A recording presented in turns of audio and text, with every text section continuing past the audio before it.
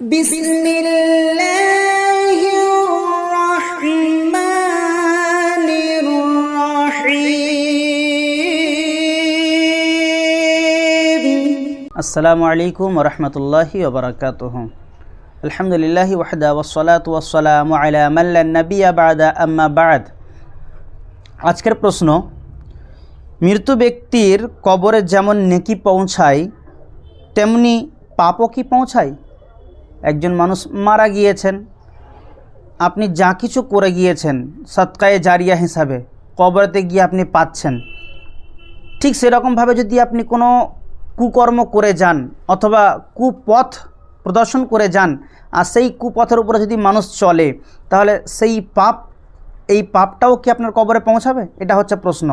যদি কোনো ব্যক্তি মারা যায়, এই মৃত্যু ব্যক্তির কবরেতে যেরকমভাবে নেকি পৌঁছায় ঠিক সেরকমভাবে কি পাপও পৌঁছায়, অর্থাৎ গোনাও কি পৌঁছায়? এটা হচ্ছে প্রশ্ন। চলেন এর উত্তর আমরা কোরআন এবং সহিহ সুন্নাহ থেকে জানার চেষ্টা করি। মৃত্যু ব্যক্তির নেকির ন্যায় তার পাপও কবরতে পৌঁছায়। আবার বলছি, মৃত্যু ব্যক্তির নেকির মতোই তার পাপও কবরেতে পৌঁছায়। যার দলিল হযরত আবু হুরায়রা রাদিয়াল্লাহু তাআলা আনহু, তিনি বলেন যে রাসূলুল্লাহ সাল্লাল্লাহু আলাইহি ওয়াসাল্লাম বলেছেন, যে ব্যক্তি কাউকে সৎ পথে আহ্বান করলো আর যে লোকটাকে সৎ পথে আহ্বান করা হলো সেই লোকটা সৎ পথে থেকে আমল করতে থাকে, আর এই লোকটা যে লোকটা ডেকেছিল সেই লোকটা মারা গিয়েছে, তো এই লোকটা যে সৎ পথে ডেকে যে নেকি পেয়েছে সেটা তো সে পাবেই কবরে, এবং যে লোকটা তার আহ্বানে সাড়া দিয়ে অর্থাৎ যে হক পথে থেকে সৎ পথে থেকে যে সমস্ত আমলগুলো করবে, নেকিগুলো করবে, সেও নেকি পাবে। অর্থাৎ একজন ব্যক্তিকে মনে করুন যে আপনি একজন ব্যক্তি, আপনি এখন মারা গিয়েছেন, কিন্তু কোনো এক সময় আপনার এক ভাইকে সে কুপথে চলাফেরা করত, আপনি তাকে সুপথে আহ্বান করলেন, সৎ পথে আহ্বান করলেন। এখন সে সব কিছু ছেড়ে দিয়ে এখন সে ভালো ছেলে হয়ে গিয়েছে, ভালো মানুষ হয়ে গেছে, ভালো জিনিসের উপর সে আমল করতে থাকে।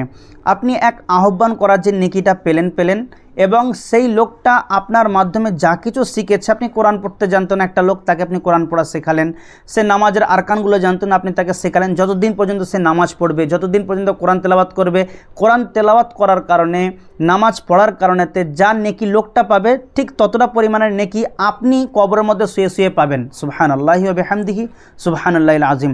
তবে এখানে আরও একটা কথা বলা হয়েছে যে ওই লোকটা আমল করছে, ও নেকি পাচ্ছে, আপনিও কবরের মধ্যে নেকি পাচ্ছেন, এর মধ্যে কি তার কাছ থেকে কিছু কেটে দেওয়া হবে? এমনটা নয়, বিন্দু মাত্র কম করা হবে না। সে যদি 100 নেকি পায়, 100% নেকি পায়, তাহলে সেরকম 100% পুরো জেরক্স কপি আপনার কবরেতে আল্লাহ তাবারক ওয়া তাআলা পৌঁছে দেবেন। তো ঠিক ওই রকমভাবে কোনো ব্যক্তি যদি দুনিয়াতে থাকা অবস্থায় কোনো ব্যক্তিকে খারাপ পথে আহ্বান করে, এসো জুয়া খেলি, অথবা এসো আমরা অমুক করি তমক করি, সিনেমা দেখতে যাই, ইত্যাদি ইত্যাদি, তাহলে সে যতদিন পর্যন্ত ওই আমলের মধ্যে অব্যাহত থাকবে, জারি থাকবে, ও যে অপরাধটা করে গোনাটা হচ্ছে ঠিক ওই রকম 100% ও গোনা পাবে, ঠিক ওই রকম 100% গোনা আপনি আপনার কবরেতেও পাবেন। এটা আল্লাহ তাবারক ওয়া তাআলা রাসূল সাল্লাল্লাহু আলাইহি ওয়াসাল্লাম বলেছেন। তবে উভয়ের মধ্যে হতে থেকে এক বিন্দু পরিমাণ পাপকে কমানো হবে না, যে ও 100% গুনাহ করেছে তার মধ্যে 50-50 ভাগ করে দেওয়া হবে, এমনটা নয়।